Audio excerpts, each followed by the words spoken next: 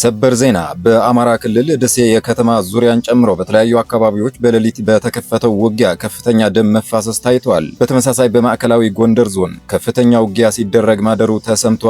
በዝርዝር እንመለከተዋለን። በሌላ በኩል በራያ ግንባር መንግስትና የትግራይ ኃይሎች ወታደራዊ እንቅስቃሴያቸውን አጠናክረዋል። ቆቦ ከተማና አካባቢው ከፍተኛ ወታደራዊ ስምሪትና ውጥረት የታየበት መሆኑም ተነግሯል። የተከበራችሁ የኔን ቤተሰቦች እነዚህ ሰበር መረጃዎች በዝርዝር እናስቃኛችኋለን። እስከ መጨረሻው ቆዩ። ለቤተሰቡ አዲስ የሆናችሁ ደግሞ ላይክ፣ ሼር እና ሰብስክራይብ በማድረግ የደወል ምልክቷን በመንካት ቤተሰብ ሁኑ። አሁን ወደ ዝርዝር እንለፍ።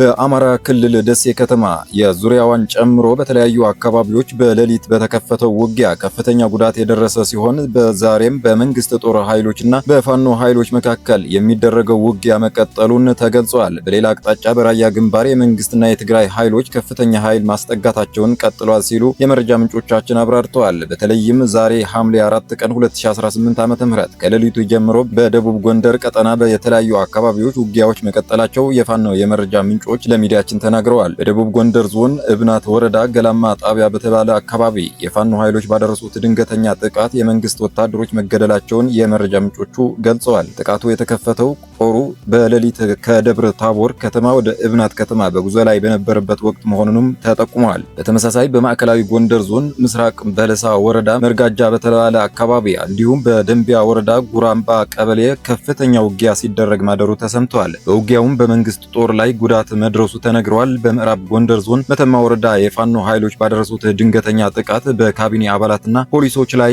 እርምጃ መውሰዳቸው ተገልጿል። በሰሜን ወሎ ዞን ደሴ ከተማ ዙሪያ ትላንትና የፋኖ ኃይሎች ሙሶቢት ጋራ በሚባለው አካባቢ በሚገኘው ካምፕ ላይ በከፈቱት ጥቃት በርካቶች መገደላቸውን የመረጃ ምንጮቹ አረጋግጠዋል። ሐምሌ 4 ደግሞ በመቅደላ ወረዳ ደደሪ በተባለ አካባቢ ቅዳሜ ገበያ ላይ ወጣቶች ሲገደሉ ሌሎች በአሸዋ ጭነት ስራ ላይ የነበሩ 6 ወጣቶች ተይዘው ወዴት እንደተወሰዱ አልታወቀም ተብሏል። በሌላ በኩል በራያ ግንባር መንግስትና የትግራይ ኃይሎች ወታደራዊ እንቅስቃሴያቸውን አጠናክረዋል። ቆቦ ከተማና አካባቢው ከፍተኛ ወታደራዊ ስምሪትና ውጥረት የታየበት መሆኑ ተነግረዋል። ባለፉት ተከታታይ ቀናት ከወልዲያ ከተማ እስከ ራያ ቆቦ በርካታ ከባድ መሳሪያዎች በስፋት እየተጠጉ ይገኛሉ። በተመሳሳይ የትግራይ ኃይሎች ከራያ አላማጣ አቅጣጫ ወደ ቆቦ በሚጓዙ መንገደኞች ላይ ጥብቅ ፍተሻ እያደረጉ ሲሆን ከአውቶቡስ እንዲወርዱ ተደርገው ወደ መጡበት የሚመለሱ መንገደኞች መኖራቸው ተገልጿል።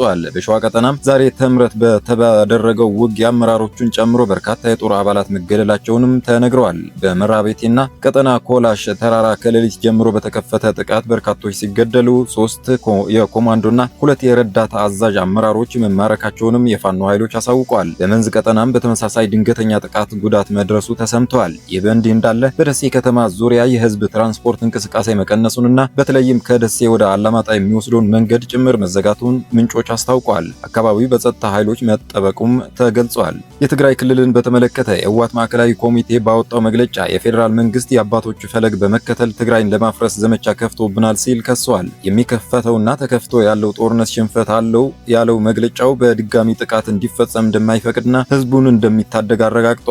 በእነ ዶክተር ደብረጽዮን ገብረ ሚካኤል የሚመራው አካል መንግስት እቅዱን ለማሳካት ከጦርነት በተጨማሪ የፕሮፓጋንዳ ዘመቻ ከፍቶብናል ሲል ወቅሰዋል። መግለጫው አክለውም የፌዴራል መንግስት የትግራይ ህዝብን ለማንበርከክ የትግራይ ጊዜያዊ አስተዳደርን በመሳሪያነት እየተጠቀመበት ነው ሲል ክስ አቅርበዋል። ጊዜያዊ አስተዳደሩ የፌዴራል መንግስት ፍላጎት ለማስፈጸም መሳሪያ ሆኖ እያገለገለ ነው፣ የህዝብንም ጥቅም አሳልፎ እየሰጠ ነው በማለት ኮንነዋል።